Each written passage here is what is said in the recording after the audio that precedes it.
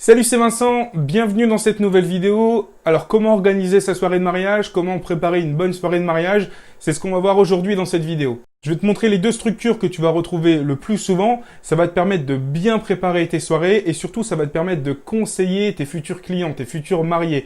Tu vas les accompagner également dans leur démarche d'organisation. Et ça, c'est important parce que ça va donner du poids et de la crédibilité à ton professionnalisme.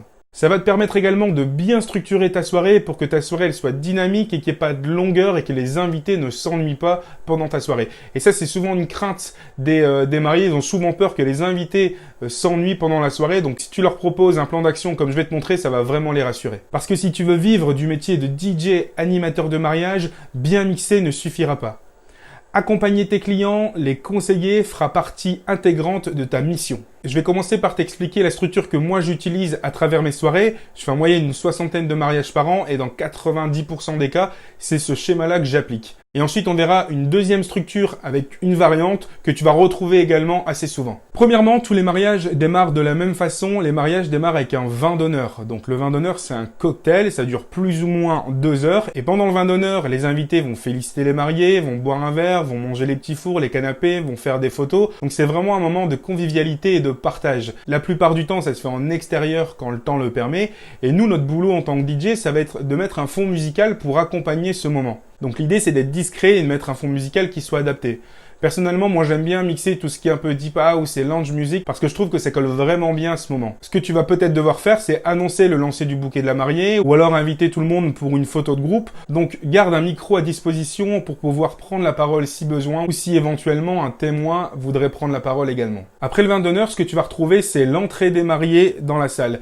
L'entrée des mariés, c'est un moment ultra important, c'est un moment clé dans la soirée. Donc j'ai fait une vidéo qui est vraiment dédiée à l'entrée des mariés. Comment tu peux réussir à faire une entrée des mariés inoubliable et qui cartonne, dont les mariés vont se souvenir, les invités vont se souvenir. Donc je t'invite vraiment à regarder la vidéo pour l'entrée des mariés qui est un moment clé dans la soirée. Après l'entrée des mariés, la plupart du temps, les mariés vont faire un petit discours, un petit mot de bienvenue, un petit mot de remerciement. Merci à tous d'être là, je suis content que vous ayez pu tous venir, etc., etc., etc. Donc voilà, donc après, à voir avec les mariés s'ils décident de le faire à ce moment-là ou un petit peu plus tard. Après le discours, va s'enchaîner l'apéro. Et pendant l'apéro, ça peut être le moment propice aussi de faire intervenir des éventuels témoins.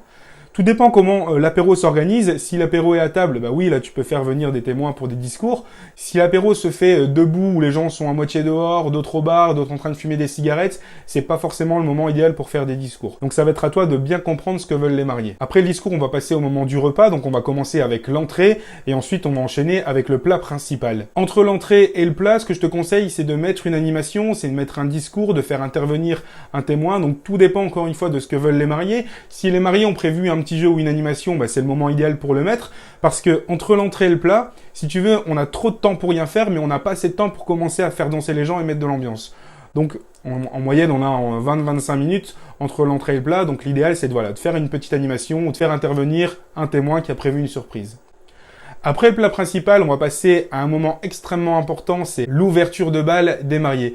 C'est un moment qui est très attendu par les invités, c'est un moment qui est très redouté aussi par les mariés parce qu'ils sont toujours un petit peu en flip, ils sont en stress, ils ont préparé la plupart du temps une chorégraphie, enfin voilà, ils sont toujours un petit peu stressés pour l'ouverture de bal. Donc ça va être à toi aussi de bien les accompagner pour ce moment qui est extrêmement important dans la soirée. Et après l'ouverture de bal, ce que tu vas faire, c'est qu'on va commencer à faire danser les gens. En moyenne, on fait danser les gens plus ou moins 45 minutes. Alors ça peut être un petit peu plus, ça peut être un petit peu moins. Ça va dépendre aussi de l'ambiance qu'il y a sur la piste de danse. Et donc du coup, ça va être à toi, le DJ, de jauger l'ambiance. Une fois que la piste de danse va commencer à s'essouffler, on va réinviter les gens à passer à table pour le fromage. Donc le fromage, ça peut se faire directement à table ou alors ça peut se faire en buffet. Donc encore une fois, c'est à voir comment les mariés ont organisé et prévu leur repas. Après le fromage, ce que tu vas faire, c'est que tu vas faire redanser les gens une petite demi-heure par exemple, ou éventuellement tu vas refaire un jeu ou une animation ou une vidéoprojection, ou alors les deux si tu as le temps. Tu peux faire par exemple une animation et refaire danser les invités derrière pour arriver jusqu'au dessert, donc jusqu'à la pièce montée, jusqu'au gâteau. L'idéal, moi ce que je conseille à mes mariés, c'est d'avoir un gâteau qui soit servi entre minuit, minuit et demi, 1h du matin, grand maximum. C'est pas trop tôt et c'est pas trop tard. C'est vraiment le timing idéal pour le gâteau. Et après le gâteau, ce que tu vas faire, c'est que tu vas refaire danser les gens et pour le coup, là, jusqu'à la fin de la soirée. Donc voilà, cette structure, moi, c'est ce que j'utilise dans 90% des cas et ça fonctionne vraiment très bien. Deuxième structure, deuxième schéma que tu peux proposer à tes mariés. On va démarrer toujours de la même façon. Donc pour commencer, le vin d'honneur qui va durer plus ou moins 2 heures. Ensuite, l'entrée des mariés dans la salle. Ensuite, éventuellement, un discours, un petit mot de bienvenue de la part des mariés. Et ensuite, on va enchaîner avec l'apéro. Et là où ça va changer, c'est que une fois l'apéro terminé, on va enchaîner tous les plats. C'est-à-dire qu'on va enchaîner l'entrée, on va enchaîner le plat, on va enchaîner le fromage et on va enchaîner le gâteau. Et justement, entre ces plats, ce que tu vas pouvoir faire, tu vas pouvoir mettre des animations, des discours, des vidéoprojections, des surprises qu'ont prévu les invités pour, encore une fois, dynamiser la soirée. Parce que quand on enchaîne tous les plats, alors après on va être tranquille, on va pouvoir danser, mais ça peut être un petit peu long. Donc l'idée, ça va être vraiment de dynamiser un maximum ta soirée. Et une fois que le gâteau sera servi, on va passer à l'ouverture de bal. Donc si tu utilises ce type de schéma, ce type de programmation, en général l'ouverture de bal se fait aux alentours des minuit. Et une fois que ça c'est fait, tu vas pouvoir faire danser les gens jusqu'à la fin de la soirée sans interruption. Il y a une petite variante que tu peux faire sur ce schéma-là. Personnellement, je préfère, donc je vais te la présenter tout de suite. On va démarrer exactement sur le même schéma. Donc le vin d'honneur, l'entrée des mariés, le discours, l'apéro. Ensuite, on va enchaîner l'entrée, le plat et le fromage avec les éventuels discours et animations prévus qui peuvent se greffer entre les plats. Et en fait, après le fromage, c'est à ce moment-là que tu vas lancer l'ouverture de bal. Et après l'ouverture de bal, classiquement, tu vas faire danser les gens pour arriver jusqu'au gâteau.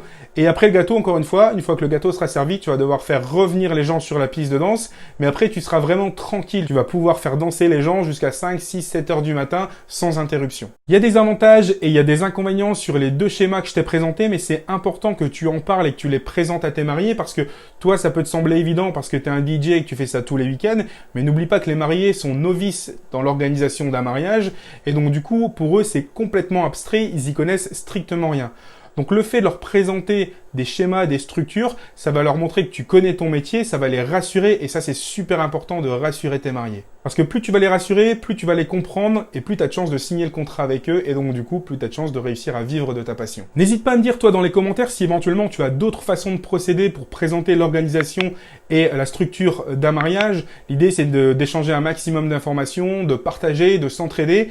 Donc voilà, n'hésite pas à me dire ça dans les commentaires. Et si vraiment tu veux aller plus loin, que tu veux développer ton business et ton activité de DJ pour réussir à en vivre, il y a un lien dans la description où je t'ai préparé une formation gratuite. À travers cette formation, je vais te présenter 3 vidéos. Dans la première, je vais t'expliquer pourquoi il faut que tu te lances dans l'univers du mariage parce que c'est très lucratif pour nous les DJ. Je vais te donner toutes les raisons et je vais même te montrer mes chiffres pour te prouver qu'on peut facilement réussir à en vivre. Dans la deuxième vidéo, je vais te mettre en garde sur les pièges et les erreurs qu'il faut absolument éviter si tu veux te considérer comme un professionnel et plus comme un amateur. Et dans la troisième vidéo, je t'ai préparé une présentation avec les leviers à actionner, avec les actions à mettre en place, les clés du succès pour que tu puisses booster ton activité, réussir à attirer plus de clients, vendre tes prestations plus facilement, plus rapidement et plus cher. Si tu es un DJ motivé, je te dis à tout de suite de l'autre côté. Ciao!